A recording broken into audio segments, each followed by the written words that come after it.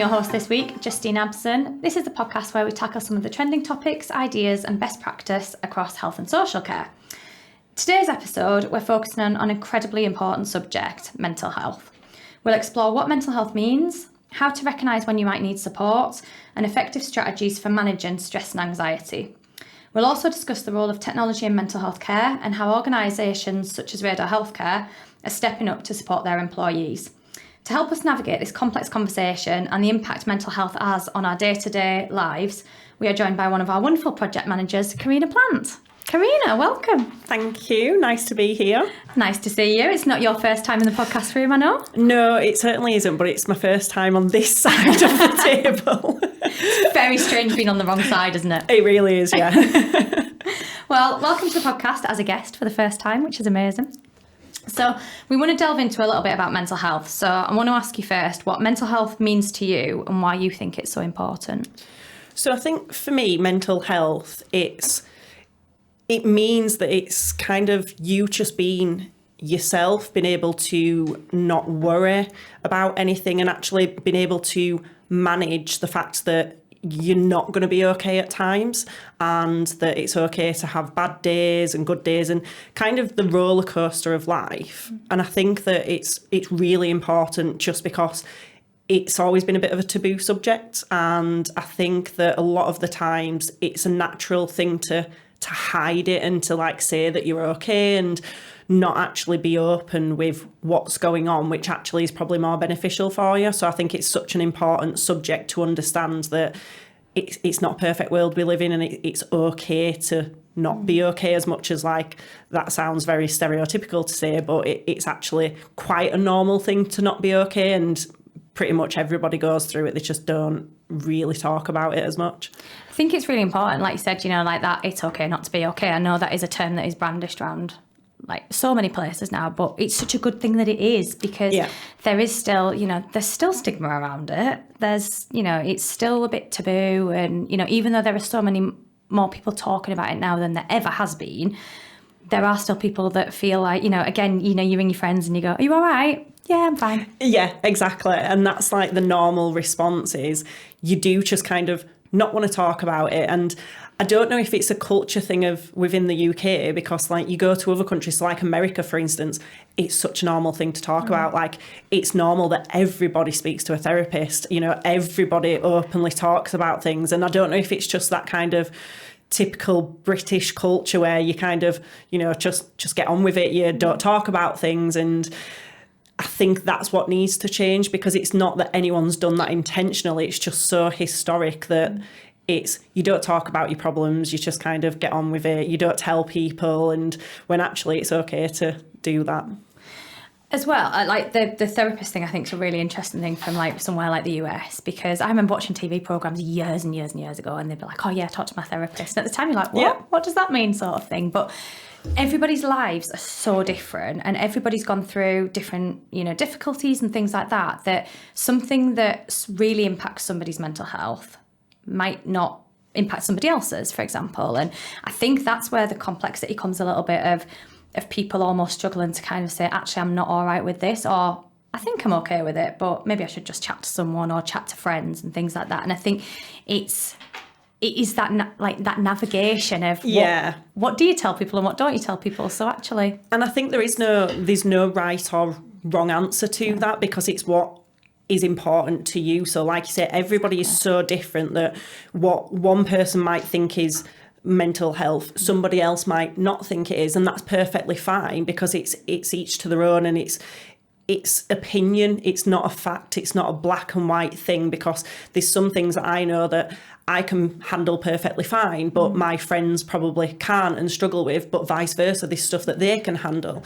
And that just comes from your experience in life and the things that you've learned, and just everything that happens as you grow up has an impact on it, and that then kind of impacts your mental health with to how you approach things, how you can deal with things, how you understand it and handle pretty much like the emotional part of it. And I think that that's where people struggle with is it's really hard to factually explain how you feel, because it's not facts, it is a feeling, and whether you agree or disagree, it's valid for that person. And I think that's the hardest thing for people to understand, is that when they say I feel like this, you kind of want to try and solve the problem, and you're kind of saying, well, this is why you shouldn't be feeling like that, even though you're not saying those words. But actually it's just what they're feeling, even if they don't have a reason, and the reasons they're feeling like that are probably from overthinking or something, those feelings are still very real, and it's more just listening. And I think that's where that understanding probably needs to come in a little bit more, because it's something that I struggled with myself, was understanding the difference between that feelings aren't rational, whereas facts and logic is, and I'm a very rational person with how I approach things and very analytical. So feelings was very much, well, why am I feeling like this? Well, I shouldn't be feeling like this because it's not that bad. And then you compare to other people, and you can't do that. It very much is, your feelings, regardless of what they are very valid to you. And that's where you've kind of got to start, I think. Yeah, I think that point you just made as well about people wanting to fix someone is so valid, because you kind of, like, human nature is to go, okay, it'll be fine if we just do this, it'll be fine. But actually there's so many complexities involved in whatever someone's gone through. I know somebody who's a trained hypnotherapist, and one of the things they talk about in that is like getting someone just to, like, it's not about getting someone, you know, on a happiness scale from 5 to 10, for example, tomorrow. Yeah. It's about going, okay, well, what makes you a 6? Yeah. Like those little baby steps almost, and that's how you then kind of navigate that complexity of trying to improve things, as opposed to thinking that everything will go from, you know, I'm really stressed and really worried about loads of stuff, to tomorrow I'll be absolutely fine, because that's just not how it works. Oh, 100%. And it's really cliche, and I hate saying these cliche things, but it is so correct that it is definitely a journey. And you've got to remember that you can't see how far you've come until you kind of have a long period of time.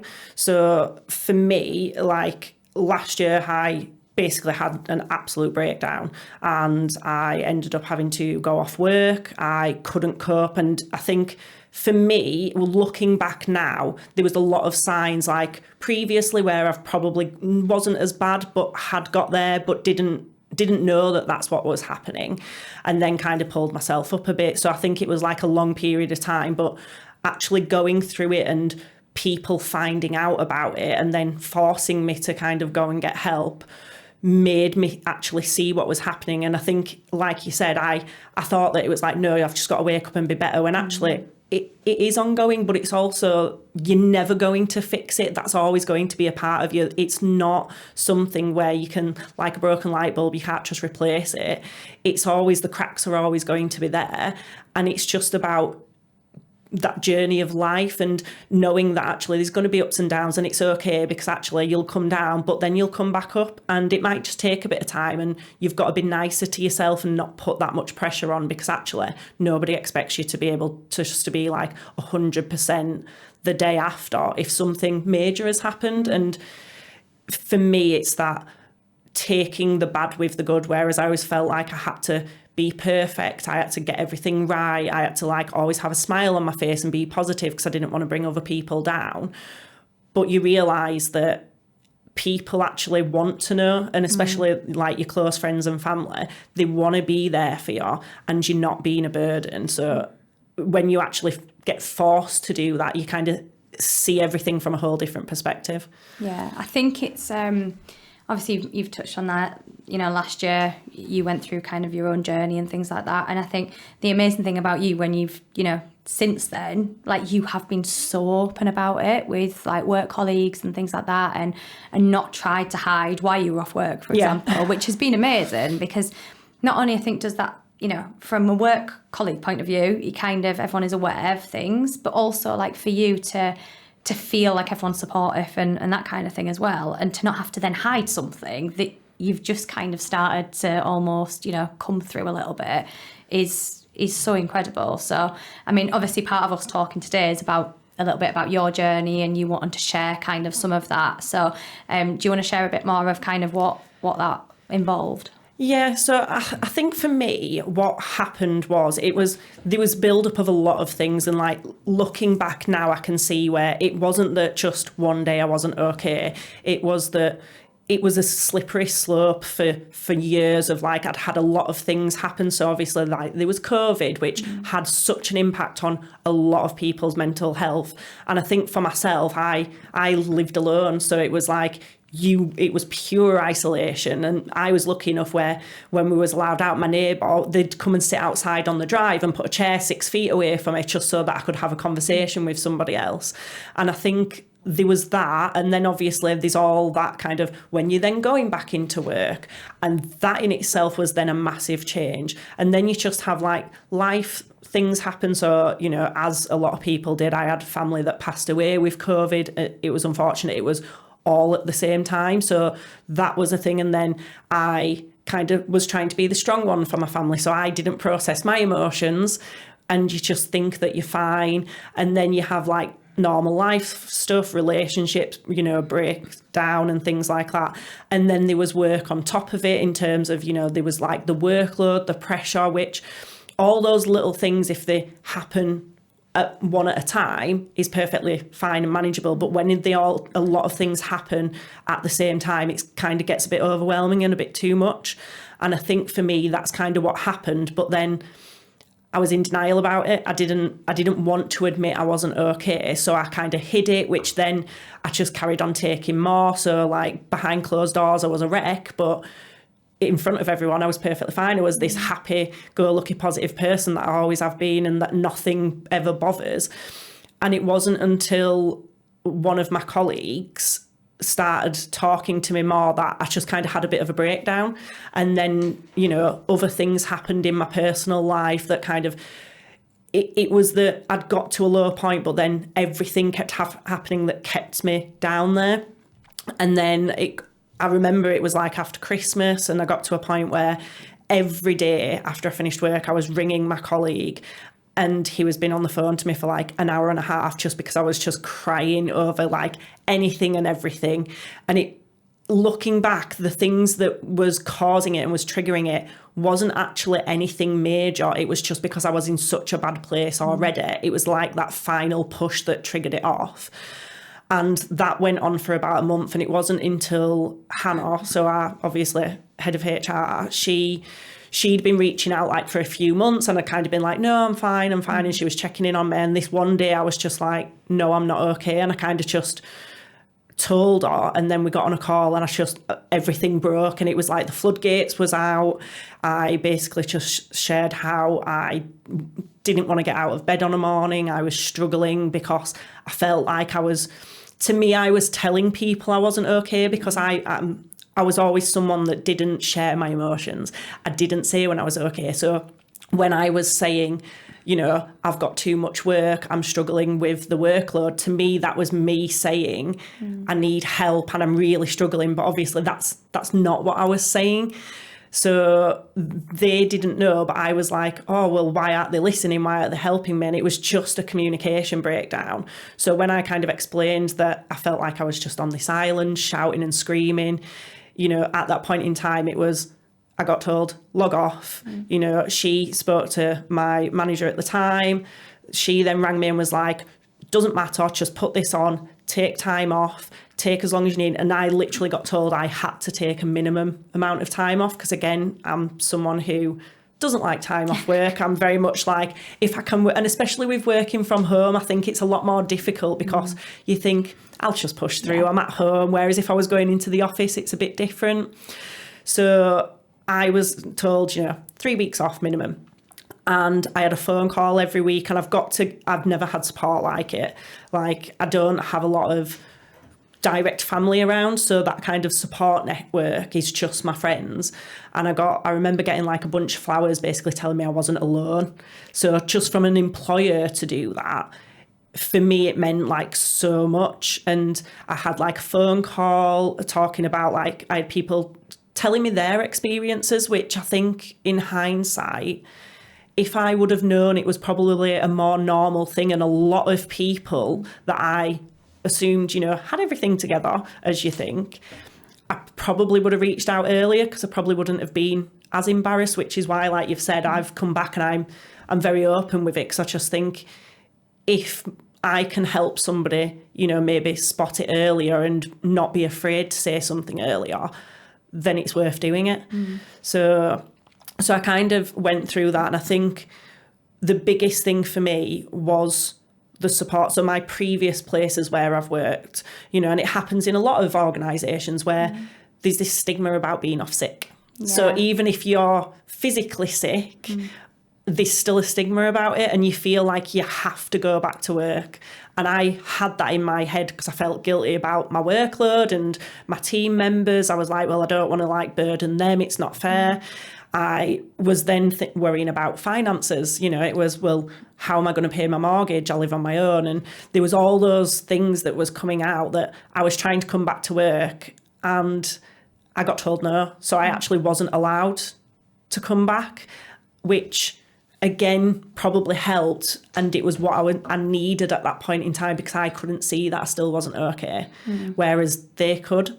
And I think from that, then it was every week, and with these phone calls, we'd just talk about all sorts. I mean, my manager at the time, Chloe, she sent me colouring books because I told her that, like, that's what I'd been doing to try and take my mind off stuff. And she bought me colouring books and sent it, and it's something so small, but it meant so much. That is such a Chloe thing as well. Such a Chloe thing. And it was those little things that just meant the world at that point in time. And like my colleague Mark, who, you know, I affectionately call my dad, he literally every single week he would force me to come into the office, to meet him for lunch, to go out for lunch, and we'd talk about anything, you know, even if it was just how I was feeling or what was going on, like with his life, with my life. And I think being forced to leave my house, because again, I'm someone like I kind of retreat into myself, that was everything that I needed at that point in time, but couldn't ask for. And from there, like even like the financial thing, Paul, our CEO, I remember Hannah asking me, is it okay? He wants to talk to you about like what's happened. Are you okay with that? And I remember speaking to him and crying to my CEO, which when you say that, it sounds ridiculous. Like you'd never expect it. But I remember him apologising and saying like he was sorry that it hadn't been spotted, which they'd not done anything wrong. You know, I'd been hiding it, but just having that view of someone so high up caring and actually giving me that support. And he was like, take as much time as you need. He's like, don't worry about anything, like your job's still here, it's safe. So all the worries I had about my job and my position, he'd just taken away, which allowed me to focus on myself. And then obviously, you know, I went to therapy and I started on antidepressants, which I was very reluctant to go on. But then again, hearing other people's stories and how it had helped them just made me realise actually what I forgot to lose. And I think like now I'm out the other end of it, I'm so glad that I did everything like that. And that's why, you know, I make a joke of it in the office. I'm like, yeah, I'm just on my happy pills. And I think I want to normalise it a little bit more, because for all we know, there's a lot of people in our company that's going through it and is just not speaking out about it and asking for that help, because you do feel a little bit embarrassed and you feel a bit like a failure. So yeah, I then had the wonderful idea of doing a podcast. I think it's amazing though, because it's the bits that like really stand out for me in the beginning of this, especially, is everything you mentioned that led to this is something that could happen to anybody. So like you said, you know, family members passing away, you know, workload, just, you know, thinking about things in general, you know, COVID, obviously living on your own. They're all things that are normal, everyday things. Yep. They're not anything out of the ordinary. They're not some, you know, big catastrophic thing that's happened overnight that has really floored you. It's all stuff that is almost an everyday occurrence to anybody, you know, that exists. So I think by talking about it and being so open and honest about it just shows that, you know, it's people that maybe are a bit embarrassed about how they're feeling or something like that, or just feel like everything's got on top of them, really shouldn't be. Or, you know, we want to try and normalise it that you shouldn't be, because it is stuff that could happen to anybody. I mean, it is just day-to-day life, and it is. And I think it's just when you have so much go wrong all at the same time, like, it's where do you start first? And again, it's that thing of, like we spoke about earlier, everyone's first instinct is always to fix something because you think fixing it. But when it comes to mental health and like emotions and how you feel, there is no fixing that. And I think that's the biggest thing I learned, especially from going to therapy, is, you know, any kind of problems, or whether you want to call them issues or like trauma, whatever you want to name it as, you're never going to fix that and get rid of it. Like, that's a part of who you are. It's a bit like a scar, you know, it heals, but it's still there. And, you know, it can reopen at times. And I think that's a good way to think about it.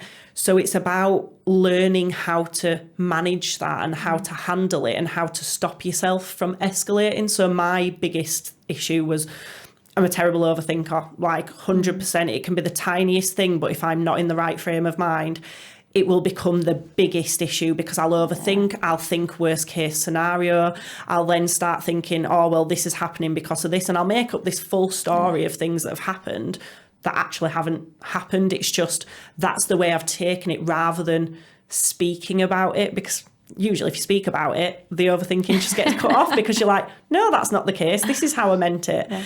You know, and it's things like that. And that's probably one of the biggest things I've learned is perspective, and being able to take myself out of my shoes and put myself into someone else's to look at it from the other side. And that's a tool that I kind of learned from therapy. It's about removing you that and actually giving yourself the counter argument of why is what I'm thinking wrong? You know, why is that maybe not what's happening? And then it's just being open. It's made me realise that I'm not a burden to people. So like, it's okay to, you know, speak to people, because I think for me, what I didn't realise is a lot of my friends and my close friends had no idea what was going on with me, and they were so upset that they didn't spot it and they didn't know, because they wanted to help, they wanted to support.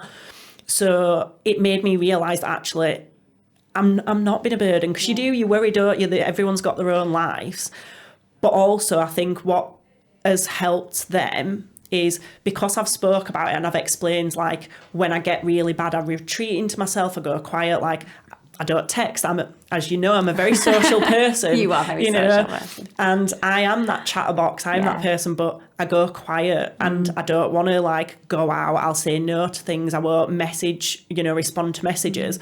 And my friends now, so like one of them literally, if I don't message her, at 3-4 days, she thinks there's something not right, and she'll check, she'll be like, are you okay? You've been a bit quiet. Because to her, she now knows, actually, I might not be okay.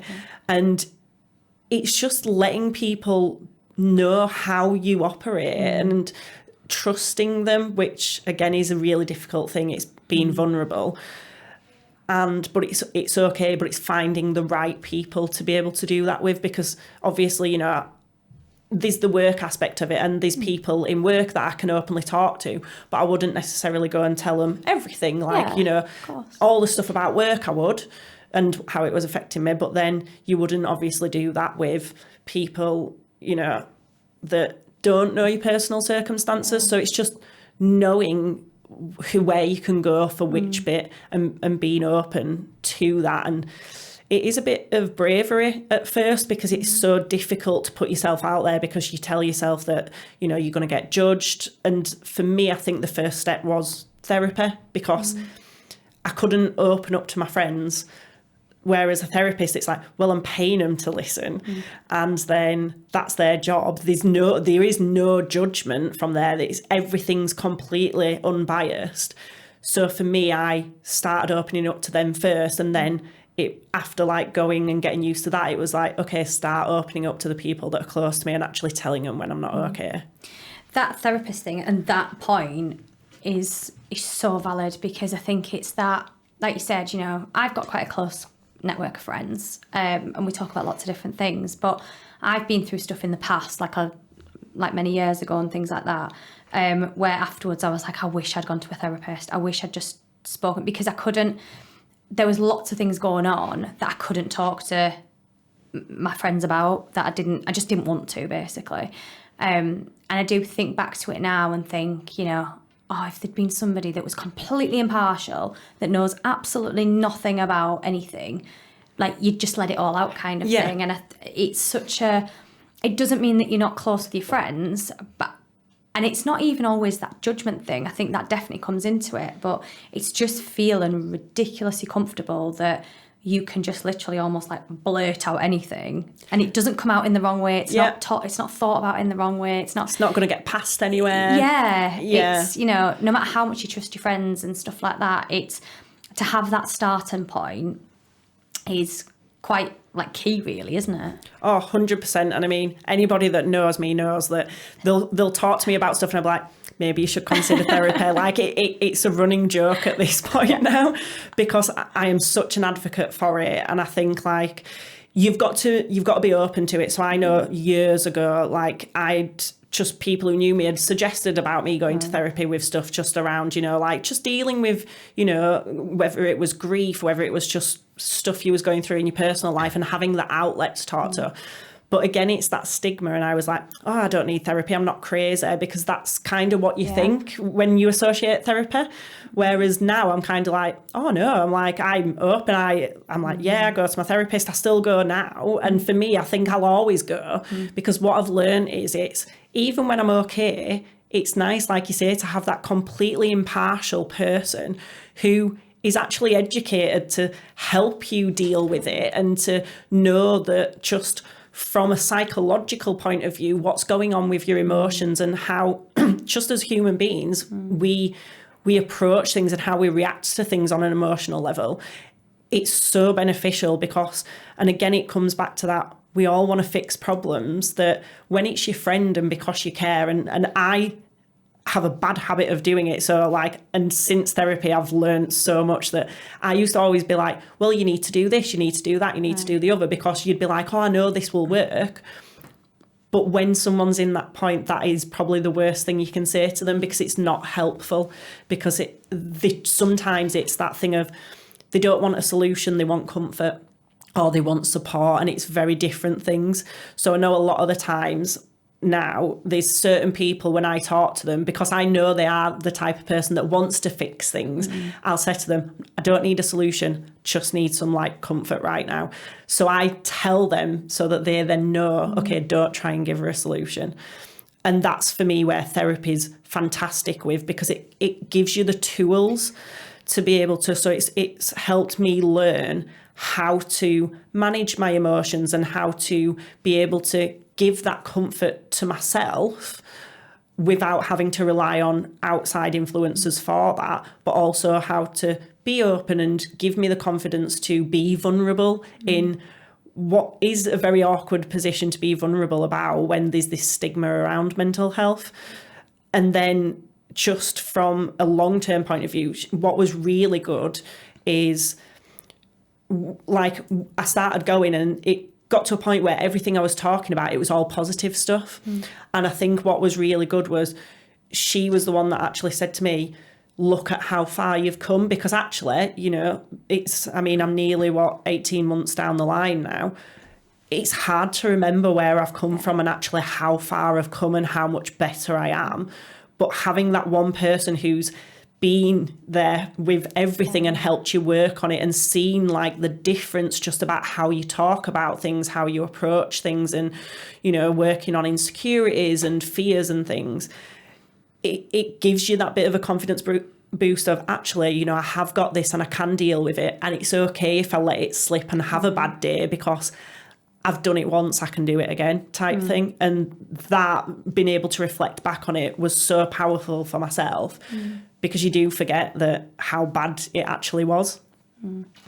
Which, in one sense, you sort of go, that's an amazing thing that, you know, you forget how bad it was, because you don't want to keep going back there. But like you said, to kind of have someone that's reminding you of how far you've come, because it would be so easy to be sat there talking about something so positive and still to be like down on yourself for some reason. So for someone to obviously almost kind of go, hang on a minute, you do realise, like, you know, in 18 months, look at where you've actually come from. And I think that's the thing, like on paper, 18 months is a long time, but for everything I've kind of gone through, and that I've improved on and just changed in just how I even approach things and how I deal with stress. And I think for me, it's identifying when I'm on that slippery slope. So one of the things that I've learned is that sometimes, and again, I don't think working from home helped me at all. So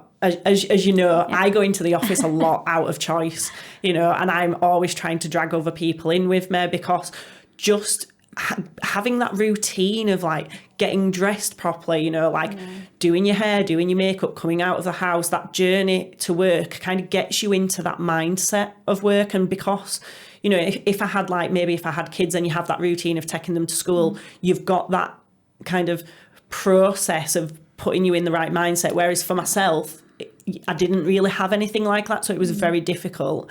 And I think it's knowing when I need to take myself out and when I need to go into the office. So now I do it on a regular basis to keep me okay, because actually it's that change of scenery. It's getting me into like that work mindset. But also if I am overloaded or overwhelmed with work, previously I'd sit there, I'd be working all hours under the sun. I'd be working weekends because I'd be so busy and thinking, I've got to get this. And it's not that anyone was telling me to work over, but because you care so much about it and you think, oh, well, if I work this, it'll, make it easier in the week. But what you don't realise is the more time you spend there, the less productive you're getting and the more overwhelmed you're making yourself. Whereas now, and this is where I'm so grateful for like just how we are as a company with this, is I can just, if I'm feeling overwhelmed on a day, I can just log off for a couple of hours, go for a walk. I don't have to tell anybody. I don't have to explain to anybody, and then come back and maybe just do the rest of my work a bit later on. Yeah. But having that break and just giving yourself that headspace then stops it from escalating. And I think that's where it's really useful to have that support from an employer specifically, because there's a lot of places where I know it's not always easy to do that in the type of job you've got. But I also know that there's some employees that wouldn't be happy with that. So I think just having that support and knowing that I'm okay to do that just to keep myself in a good place, again, means more than you can write on a piece of paper, really. Like, there's just no way to explain how important that is. I completely agree with you. I think there's that flexible working is such an interesting term, I think, now, because since COVID, obviously, a lot of people work from home. And I think true flexible working is exactly what you've just described. It's being able to go, right, I'm going for a walk for an hour and a half at lunchtime, but, I'm doing my work, I'm doing everything else. And we are really lucky that that's the business, that the company that we're in, that it is like that. And, working from home, again, I agree in terms of you have to have that break, Obviously, I've got Lola, my dog, who loves coming into the office. Oh, I love it when she comes in the office. But, having her at home makes me go for a walk at lunchtime. It doesn't matter how busy I am. I have to take her for a walk because she sits and looks at me with puppy dog eyes for half an hour if I don't. But, it's so nice because you do get into... You don't have that, I'm just going to go and make a brew and chat to someone for 5 minutes, which you really forget how nice that is until you are either in the office or you're out and about and you're passing other dog walkers and you're saying hi and whatever it might be. So, I love coming into the office. I love being able to, like you said, just have a little chat and that kind of thing. And I think there is that balance of, people that do work from home, especially full time, it's just making sure you do get out and have a break. You don't end up sitting at your desk from, 7 a.m. until 7 p.m. or something like that. And you actually do treat it like a working day, which I think some people do forget about. Oh, 100%. I mean, I was probably one of the worst for it. I'd eat my lunch at my desk in my office. So even though I had a separate door, it was like, well, I'm up, I'm here, why not do it? And then it's like, oh, well, I'm busy. And that's the excuse you always use. It's, well, I'm busy.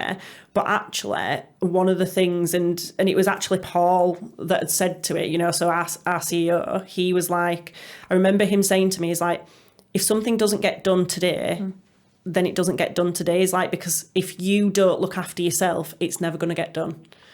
you know, and I think just being able to have somebody who's in such a position say that to you, it makes you think that actually, yeah, because he said, he's like, you know, if it's busy and it's constant, is like, then we just put more resource in, you know, and it's knowing that it's not your responsibility. And I think for me, I'm someone who takes on like other people's responsibilities all the time, and it's because I want to help, you know, and that is, it's a good trait, but it's probably my biggest downfall because I will help to the detriment of myself at times. And that's the biggest thing I've learned, is that it's okay to be selfish a little bit, because if I'm not okay, then I'm not okay to help other people. I think as well that I think this is something that's been happening for years and years, in terms of, you know, if I think back to, you know, even before COVID and things like that, like with physical sickness, you know, you'd get people that would come into the office like with, you know, feeling like really full of flu and colds and stuff like that, and you'd be like, just go home, because partly I don't want to get it, but also, you know, the more you push yourself, the more exhausted you're going to become. And instead of taking 2 days off sick, you're going to end up having a week off sick. Yeah. And I think it's almost like flipping it and thinking about it like that, but from the mental health side of it, that you are going to end up completely exhausted and burning yourself out. Yeah. So you have to look after your brain, basically, to stop that from happening. And I think that's the bit that I'd kind of want to touch on in terms of, like, you know, triggers and things. You know, you mentioned earlier about your friends now knowing almost those triggers that might kind of mean that you're not feeling okay. Do you think you kind of now know what potentially to look out for in other people, or do you think it's about, like, everyone's different, aren't they? So like almost encouraging people to sort of tell people the things to look out for. Yeah, and I think for me, what I've found is a lot of people do come and talk to me now about their experiences, but I think it's because I've been very vocal around what I've been through, that it's that judgment thing. Even though your head knows that no one's going to judge you, you still are so scared that you're going to get that, and that you're weak in a sense, which it isn't, because actually it makes you a stronger person being able to talk about it and being vulnerable. So for me, I'm in a lucky position where people do come and talk to me now, but it also comes back to knowing the people around you. So if you know what that person's like, and then you see a shift in the behaviour, it's asking the questions. And I think sometimes asking, are you okay, is probably the wrong thing, because a lot of people just say, yeah, I'm okay. Whereas it's tailoring that and being like, how are you doing at the minute? Like, is there anything going on that you may want to talk about?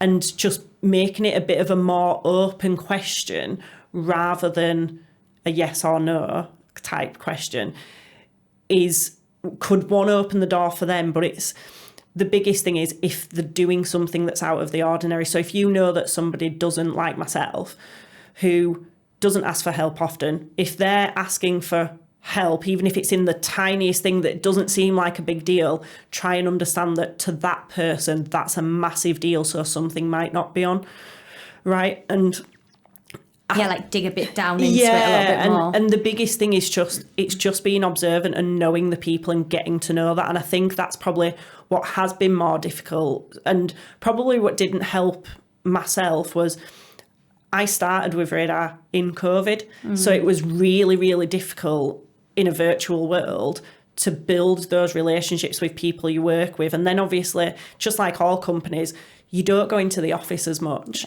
And I know that I've made a conscious effort around, like, specifically our team, like I arrange the team building things. I'm always like, oh, let's like go out for food, let's do lunch, let's do this.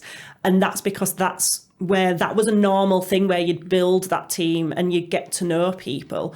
Whereas now it's kind of like, unless you've got a work question, you don't really contact anybody. So you don't talk to people. Whereas I know that there's certain people that I work with that I will literally just message and say, have you got 2 minutes just for a chat? Yeah. So I won't talk about work, and it's just because I know that they've shared that they sometimes feel isolated. So it's nice, but it builds that relationship up, and then it's easier for you to ask for help, and it's easier for you to spot things when people aren't okay. So I think it's it's how do you also bring that and look after mental health in this kind of new world we're living in? Yeah. Because it's not as easy as it was before, because you can just kind of hide behind a screen, and you know, a lot of people just turn your camera off. Yeah. Yep. So you can't even see what someone actually physically looks like either, to see whether they're looking a bit down, because most commonly they'll probably just turn the camera off. So again, it's if someone's constantly having the camera off, just dig a little bit deeper, ask, and allow them to talk about their feelings without you responding. It's just listening and not really saying anything other than, how can I help? You know, don't tell them how you can help, ask them, because they're going to be the people that know what they need more than anything. So it's just being there and, again, not trying to fix the problem. Yeah. Trying to ask them what do they need more than anything.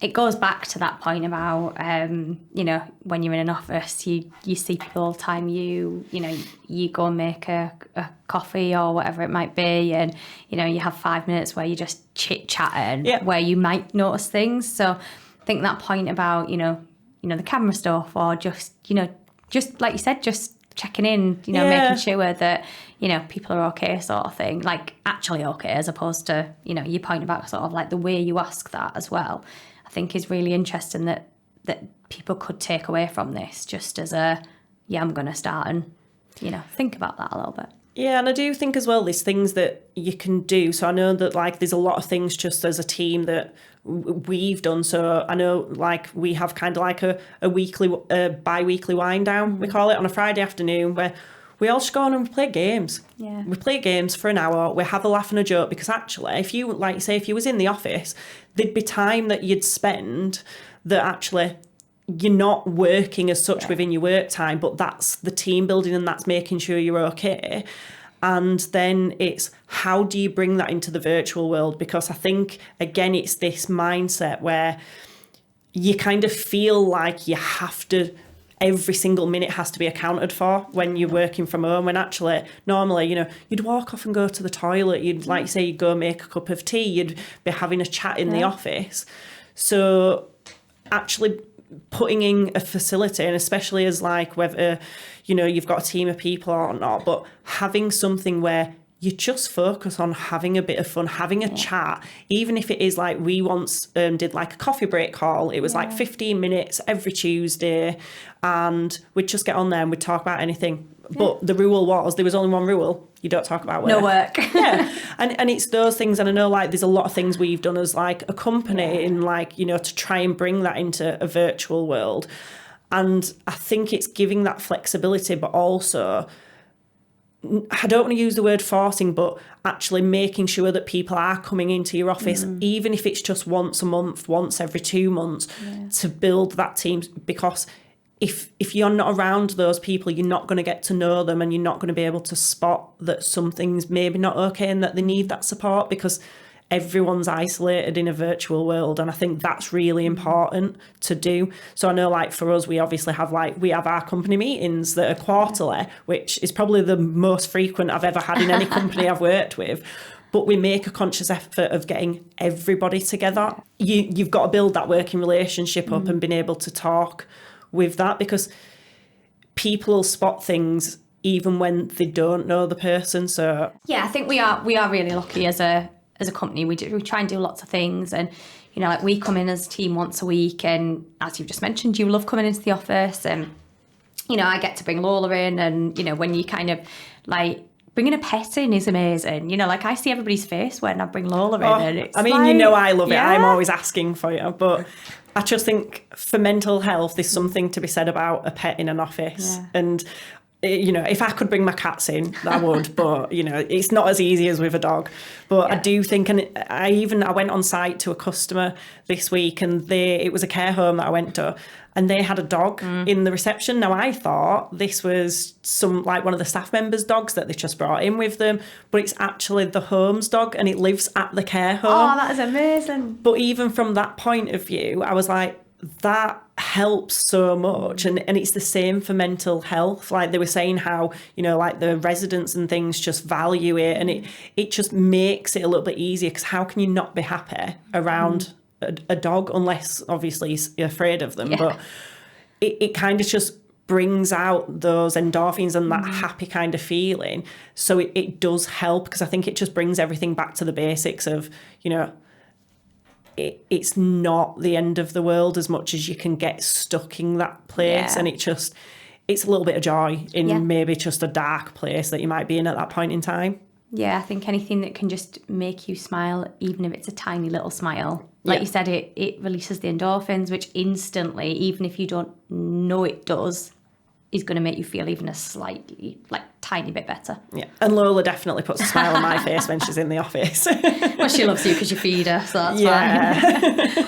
But I think, like, there is a role, you know, we've touched on the fact that, you know, there's a new virtual world almost out there, and it is very different, and, you know, it might not be as people focused, if you like, but I do think there is a bit of a role that technology can play in helping with mental health, whether it's to do with diagnosis or something like that, or whether it's just kind of that ongoing thing. Because, like, we did a podcast, I think it was a couple of years ago now, like it was one of our earlier ones, with a company called Themia, and they basically developed some software that helps to diagnose mental health. And it came off the back of one of the co-founders who realised that basically doctors were still trying to diagnose it via a questionnaire. And she was like, this has been going on for like decades and years. And she's like, you know, people that genuinely don't want help at that point can hide it. Like you've said, you know, being that positive person, being everything else. So this software that they've kind of developed helps to almost remove that barrier, and hopefully try and get people diagnosed quicker. You know, there's, you know, we work within healthcare, and there's things like, you know, freedom to speak up and all these little things that hopefully will help somebody to think, right, okay, yeah, I'm feeling it, I'm not feeling great, or, you know, something that's just not quite right. If there's an avenue to get that out somehow, I think it's got to be helpful, surely.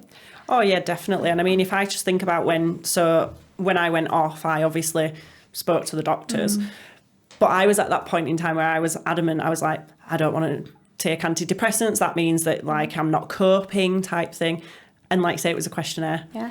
And looking back, because of how bad it was, I answered honestly, but there were some things that I know I didn't answer honestly.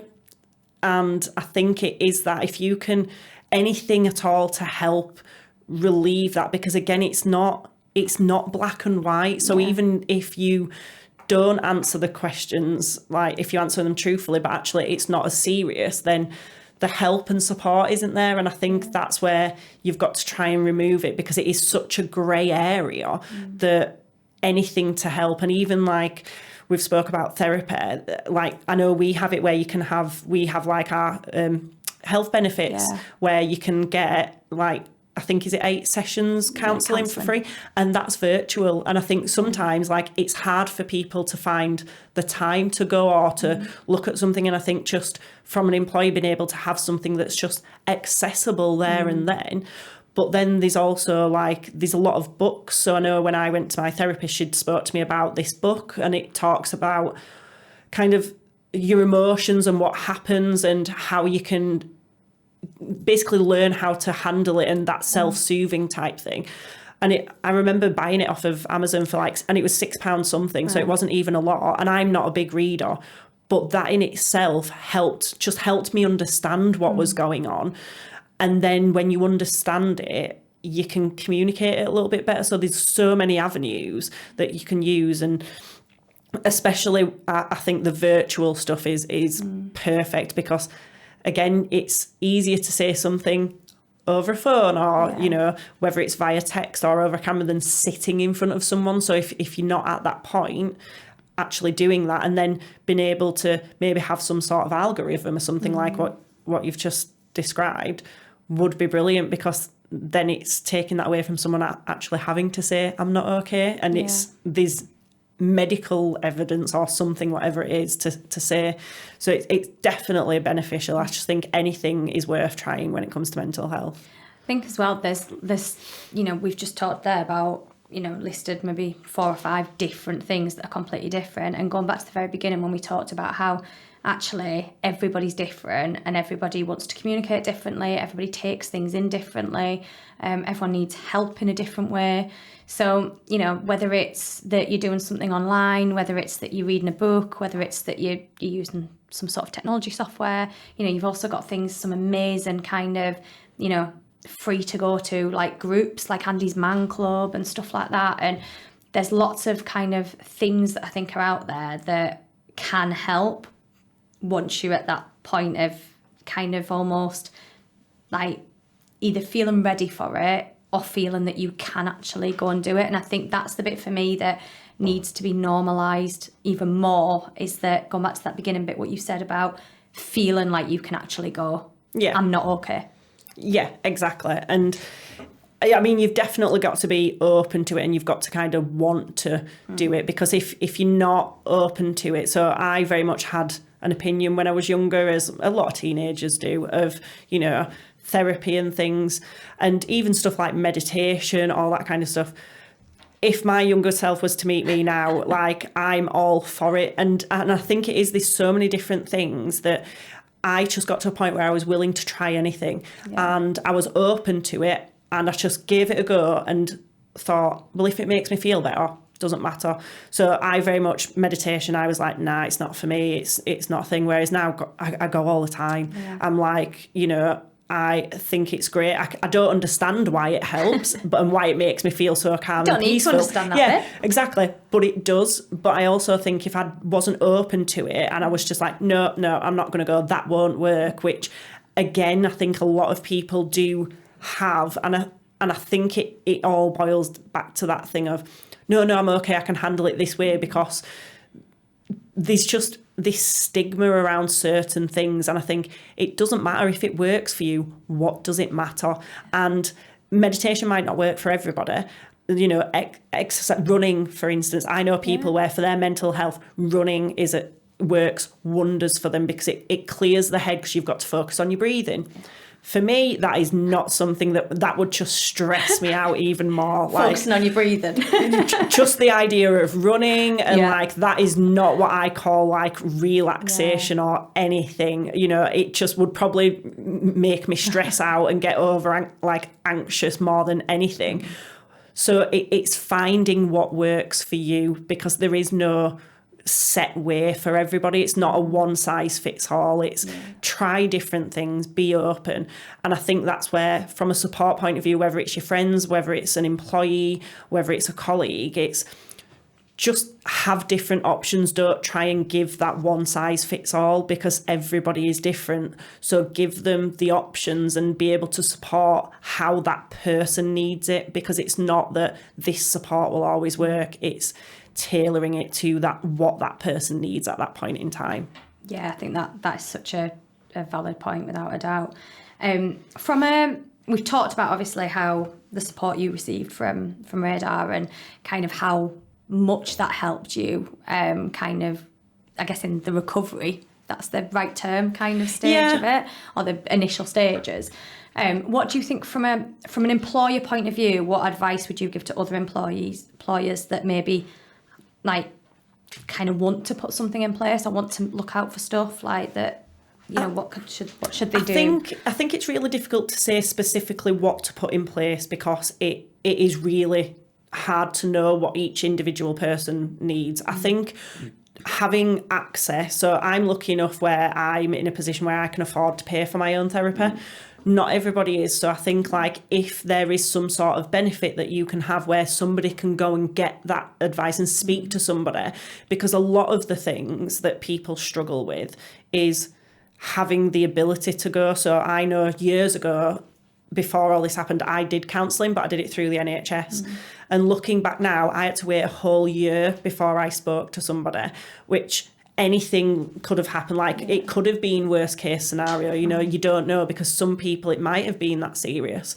So having something where there's access to be able to speak to, whether it's a counsellor or therapy or something, I think would be really important. Not saying that everybody has to have it, but just having that ability there, or even having like, we have them mental health first aiders, for instance, who are trained to be able to listen. So it's not counselling or therapy, but there's people there who've actually gone on training to be able to help and support and then guide them to the right places. So they, like, you know, there's charities and things that you can ring up and speak to and get it from. So I think it's having all that and knowing where to point people to if you can't support. But I think it's also just understanding that, yes, there's a business approach to everything, and, you know, that's the whole point of running a business, and you've got to remember that. But it's balancing that if your staff aren't okay, then your business isn't going to be okay. And I think that depending on what sector you're in, it's really difficult, because you kind of go down the rabbit hole of being so focused on operational, and I've done it myself. It's remembering that when someone's telling you they feel a certain way, you've got to take all your emotion and things out. And even if you think that operationally there's reasons why they shouldn't, just acknowledge that actually their feelings are valid, and then ask them what support. And it's do what you can, really, you know. But there is a lot of things that you can do, like mental health first aiders. Each company's different as well. So I know, like, the flexibility that we have in terms of I'm in that sort of job where I can have that flexibility. I'm not manning a phone. I'm not sat on a checkout somewhere. So I'm able to kind of manage my own diary. So if I have free time, I'm able to say, well, actually, I'm going to take a break here and I'm going to work at this point of time. So it is more difficult for some organisations. And I think it's maybe just speaking to the employees and asking them what would help, because it's not always as straightforward, but where it is possible for the flexible working, I think that in itself is brilliant. And I know that there's companies that I've spoken to where they have they call it like a mental health day, where usually it used to be like a no meetings day is what it was called. So like as a company rule, it'd be there's no internal meetings on this day, and that day every week it just gives you a break. Because I don't know about anybody else, but I obviously have a lot of meetings, and I find back-to-back meetings all the time. It's mentally exhausting. So I always try and give myself a break in between. And even though that's in that person's control, it's just the people you're responsible for, just every now and then have a look and see, are they booking back-to-back meetings in their diary? Are they booking a full week of where it's constant meetings? Because that has a detrimental effect. But again, it comes back to that, because you've got that time, you feel like you've got to fill it with something.